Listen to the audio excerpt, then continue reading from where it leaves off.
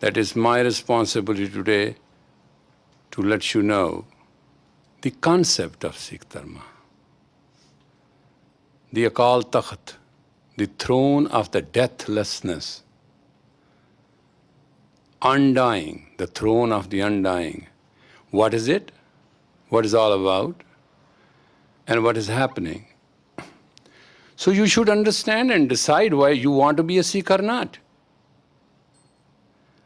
I mean, don't just walk in and just try to be a Sikh. Your Sikh Dharma is not that you want to be a Sikh Dharma. It's a practical consciousness. It's not something that you wear white or you wear blue or you wear orange and you do all that stuff and you can call yourself a Sikh. There is a certain concept of activity which is expected out of Sikh.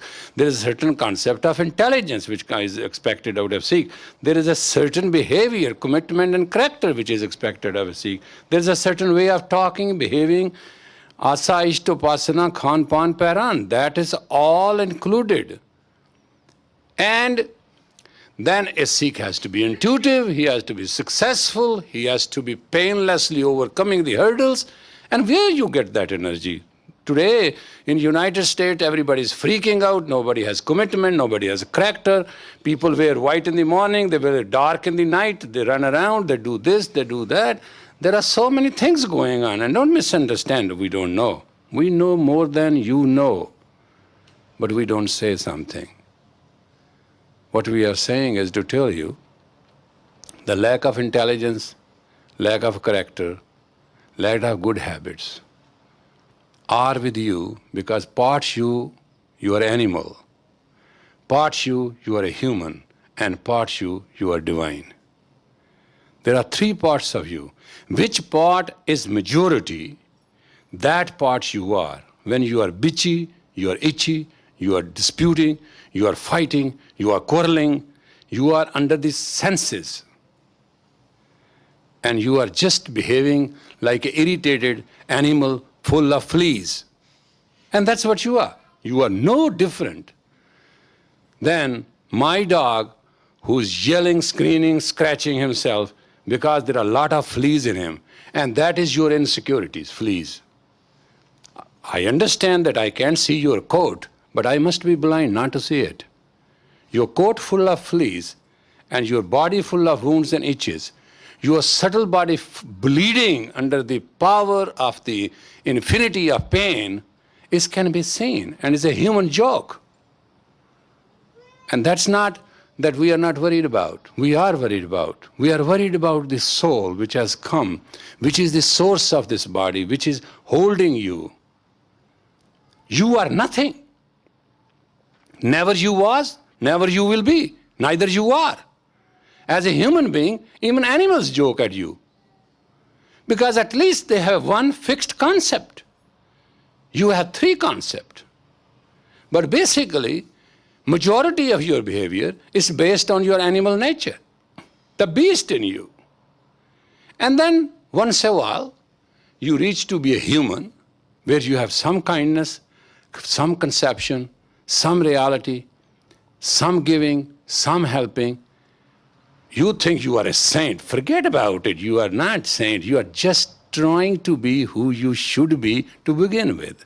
Just a basic human nature. Basic. You call it saintliness. It's not at all. It's much less than that. It is just like a trained dog.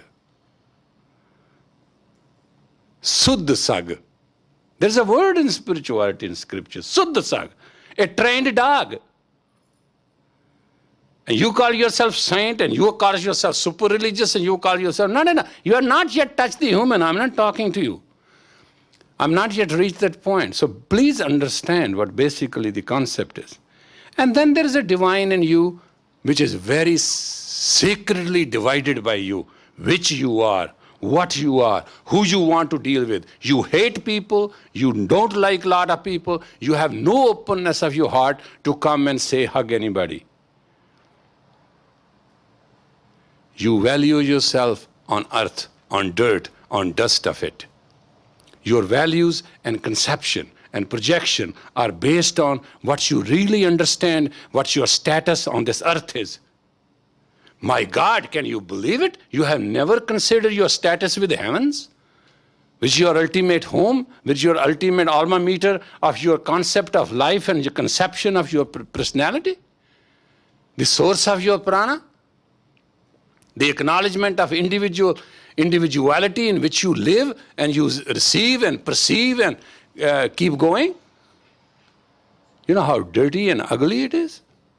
Have you ever thought of it? And over and above that, there are 22 religions in the world, and you call yourself Sikhs. And being a Sikh, you are ruled by Akal Takhat, the throne, the sovereign throne of deathlessness. Imagine that you are the subject. In objectivity, you do not recognize death.